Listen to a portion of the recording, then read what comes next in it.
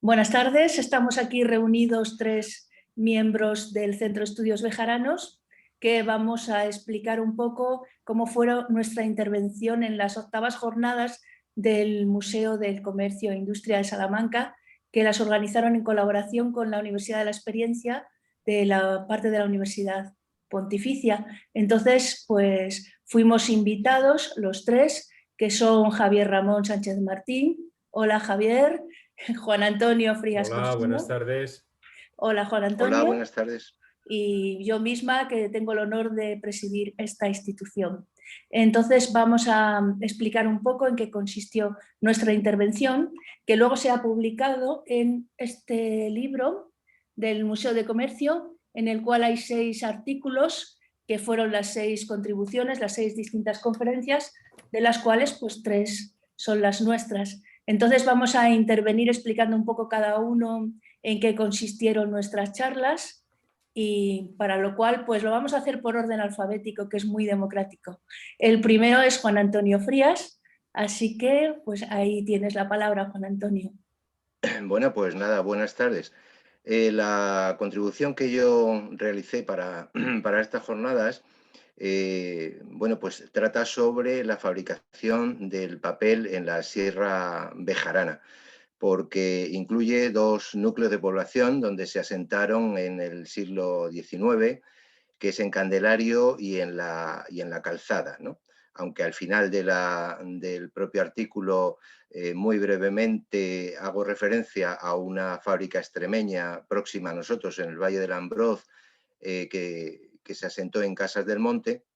Bueno, pues hago un recorrido en las 23 páginas que compone el artículo sobre lo que pudo representar el grado de industrialización en la mitad del siglo XIX, siendo una provincia, la nuestra, eminentemente agropecuaria, siguiéndole por la importancia del emporio industrial textil de Béjar. A continuación le seguía por importancia también la cuestión del curtido, y a partir de ahí pues toda una serie de fabricaciones, como pudo ser el papel en este caso, que representaba en ese momento un porcentaje más alto que la madera, el vidrio y otros derivados, ¿vale? ¿De acuerdo? Bueno, pues en ese entorno, pues escribo sobre los factores de localización de cada una de ellas, que son, pues, bueno, pues tienen unas peculiaridades muy, muy significativas, sobre los medios energéticos que cada una de ellas solucionó a través de la ingeniería hidráulica, resaltando potentemente el acueducto que existió en la fábrica llamada Santa Bárbara de Candelario, que actualmente no existe, pero sí que afortunadamente fotografías nos permiten pues ver cómo fue. Lo que representó la mano de obra, la llegada de técnicos extranjeros, que en Béjar y en el entorno era una cuestión muy habitual, porque en ese momento es el momento de la primera industrialización textil, pues también viene acompañada de extranjeros y de habitantes de otras provincias españolas. Cómo se manejaron los canales de venta y comercialización a través fundamentalmente del gran consumidor en ese momento, que es Madrid, puesto que la fábrica Santa Bárbara, sí que lo quiero reseñar porque me parece muy importante, fue la segunda fábrica de papel continuo que se construyó en España, ¿no?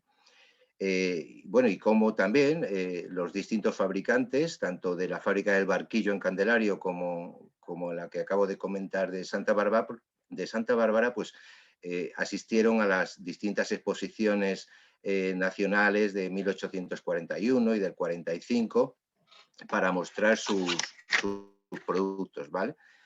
Y a partir de ahí, pues hago un recorrido más pormenorizado de cada una de las tres unidades papeleras. Como he dicho, la Santa Bárbara, que se construye y empieza su periplo industrial en 1841.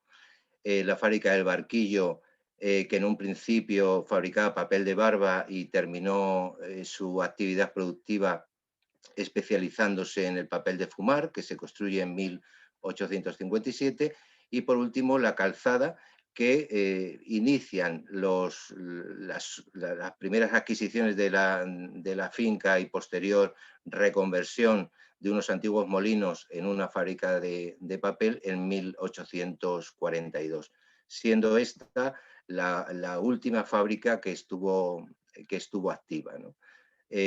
Pues en ese entorno gira mi trabajo. Pues muchas gracias. Yo la verdad es que tuve la suerte de estar presente en la conferencia cuando lo expusiste y aprendí muchísimo porque no tenía mucha idea de que hubiera habido fábricas de papel y todo eso. Así que, bueno, pues remito a nuestros espectadores al vídeo en el que vas a presentarla porque está muy bien, la verdad.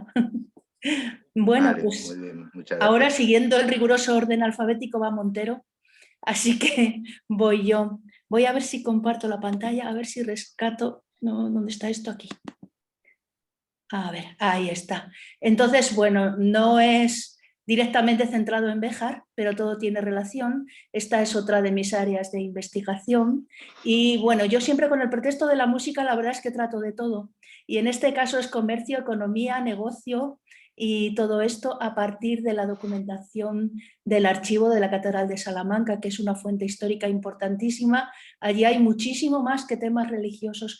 En realidad, la historia de nuestra provincia, incluso Béjar también, hay algún documento allí, no se puede explicar del todo sin recurrir aquí. Y bueno, yo presento unas cuantas fotos. Esta es de uno de los cajones de la cajonería del siglo XVIII, que es maravillosa, y en este caso contiene actas capitulares.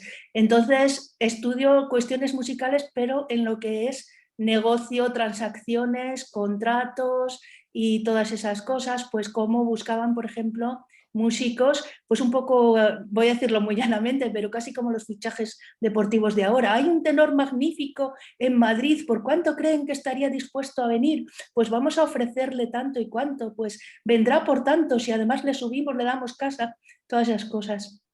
También hay documentos de compras sobre todo las cuentas, ¿no? Las cuentas de fábrica. Lo de fábrica era la administración que se encargaba de los gastos del edificio, de las reparaciones y también del culto. Y la música estaba en el culto, claro, realzando las ceremonias. Entonces ahí tienes compra de instrumentos musicales, salarios a músicos, multas a músicos descontándole porque no han asistido tales días o han incumplido su contrato. Hay también la documentación, hay edictos de convocatoria de plazas donde se explican las condiciones. Además, pues le daremos tanto dinero y tendrá que estar tantas horas allí y demás. Bueno, pues toda esta cuestión económica, la verdad es que era una gran empresa que daba trabajo a mucha gente, puestos de trabajo directos e indirectos y muchos relacionados con la música. Así que pues ahí lo enfocaremos en plan monetario, que el arte pues es muy espiritual, pero también pues lleva consigo unos gastos y bueno, pues nada más. Esto sería un pequeño resumen mostrando imágenes de documentos y demás. Entonces, pues pasamos a Javier Sánchez, el último por alfabético. Te toca. Enciende el micro. Enciende el micro. Que no te oímos. Sí. Ahora. Ya se me oye, ¿verdad? Sí. Ok, sí.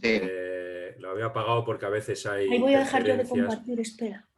Eso es. Ya está. De acuerdo. Bueno, yo simplemente voy a explicar en qué consistió la charla que di en el Museo del Comercio, que es referida al patrimonio industrial de Béjar. El patrimonio industrial de Béjar conforma, pues, más que una serie de fábricas, conforma un paisaje, un verdadero paisaje industrial que hoy día no solamente se limita a los edificios de las fábricas, sino que también forman parte de este patrimonio otros muchos elementos, tales como puentes, pesqueras, canales y compuertas, ruedas de cárcavo y turbinas hidráulicas, chimeneas, caminos y sendas, tendederos de paños, maquinaria, por supuesto la documentación en todas sus vertientes, visual, o de oída, pues de fotografías, de documentos, facturas, en fin, e incluso una última parte que no la traté en la conferencia en aquel momento, pero me ha parecido interesante hablar de ella en la charla que he dado, que son las barriadas obreras, esas barriadas que configuraron el espacio urbano de Béjar. También hago incidencia en que este patrimonio industrial no solamente se limita pues, a una serie de elementos patrimoniales, sino que también la industria textil ha configurado pues, la forma de actuar de los bejaranos, su carácter, incluso la estructura de la población y su organización. Por otra parte, el patrimonio industrial hoy día se está poniendo en valor desde no hace mucho tiempo y conforma un espacio que yo creo que merece la pena difundir, sobre todo en un momento que Béjar trata de potenciar el turismo y el turismo industrial no deja de ser una parte importante de ese patrimonio. Por otra parte, hablo también pues, de lo que se ha perdido de patrimonio, que ha sido bastante, pero también nos queda aún una muestra importante de ese patrimonio industrial que hay que conservar y que hoy día, pues la verdad es que su protección es mínima. Prácticamente paso revista en el artículo del libro de actas a la distinta legislación que hay sobre la materia y prácticamente queda en manos del ayuntamiento la protección de los distintos elementos patrimoniales. Hubo pues algún momento en el que se trató de proteger de una forma más seria, por ejemplo, el primer plan de patrimonio industrial tenía como objeto esa protección y como parte de ese plan se realizó un inventario de las industrias textiles de Béjar que hizo el Instituto de Patrimonio Histórico y que la verdad es que era como el primer paso para que se lograse una protección más seria por parte de la comunidad autónoma. Desgraciadamente eso no vino y bueno, pues ahí está la cosa. Yo creo que